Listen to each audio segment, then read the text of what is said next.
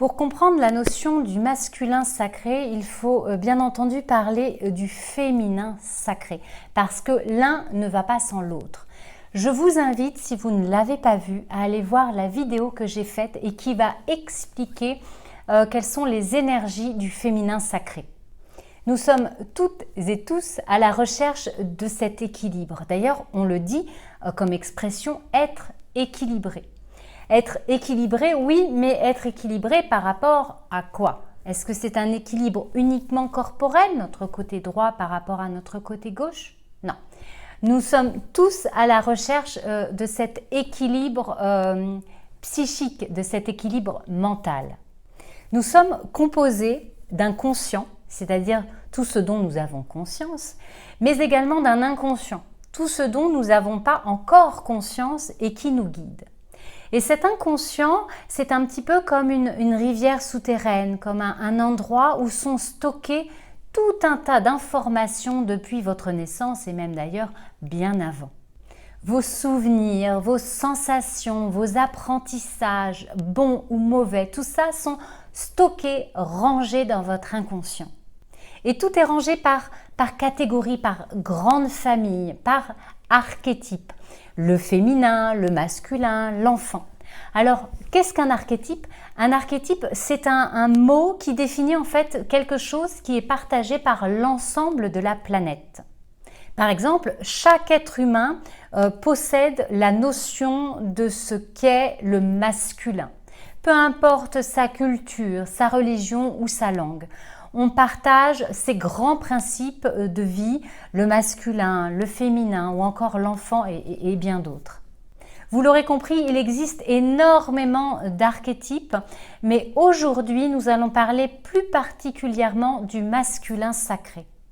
Là encore, j'insiste bien sur le fait que peu importe notre sexe, que l'on soit une femme ou un homme, nous avons en nous ces deux énergies qui nous ont été transmises, qui nous ont été données par nos parents. Nous sommes tous nés d'un père et d'une mère.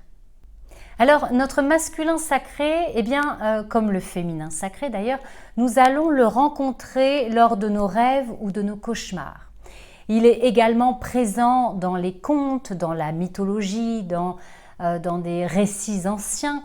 On va le retrouver dans les contes de fées, dans les différentes religions. Le masculin sacré va être incarné avec le soleil, avec l'épée et toutes les choses plus ou moins phalliques. Nous allons également le retrouver dans le conscient et dans tout un tas d'autres choses. Et puis nous allons retrouver le masculin sacré aussi, bien sûr, avec des représentations animales. Donc là, on va avoir le cerf, on va avoir le taureau, on va retrouver aussi le bélier et tout un tas d'autres animaux.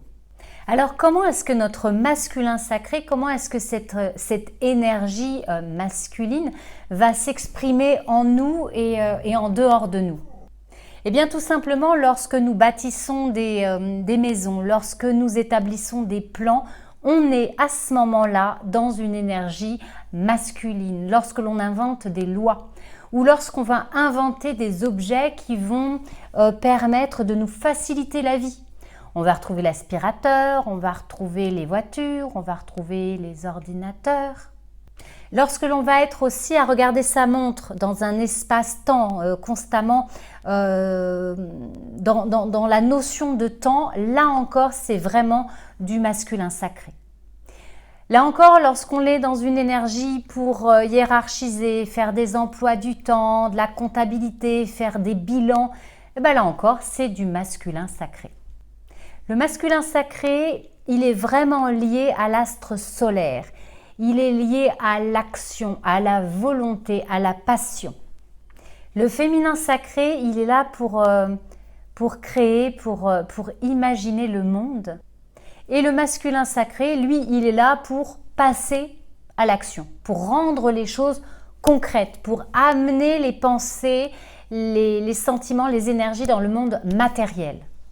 Et c'est vraiment l'union de ces deux énergies qui va créer votre équilibre. Alors bien entendu, vous comprenez bien que nous avons toutes et tous en nous des blessures de par notre enfance, de par notre éducation, de par notre vécu, de par notre culture. Et ces blessures vont créer un déséquilibre. Et ce sont ces blessures intérieures, ce déséquilibre, qui nous poussent à réagir de telle ou telle manière en fonction des individus et des événements. Et c'est là aussi ce qui va nous pousser à choisir notre partenaire, bon ou mauvais, et parfois à s'obstiner à reprendre toujours les mêmes partenaires. Et heureusement, il est possible de retrouver l'équilibre, de ne pas rester dans ce déséquilibre. L'hypnose est un des outils que je maîtrise bien entendu, et l'un des outils qui va permettre d'aller soigner vos blessures intérieures. Je vous laisse le soin d'en découvrir davantage si vous êtes intéressé par la magie, par le féminin et le masculin sacré, cet équilibre, par le fait de devenir une sorcière moderne. Je vous laisse découvrir la formation gratuite. Vous avez le lien juste sous la vidéo. En attendant, je vous dis à très bientôt les Green Witch.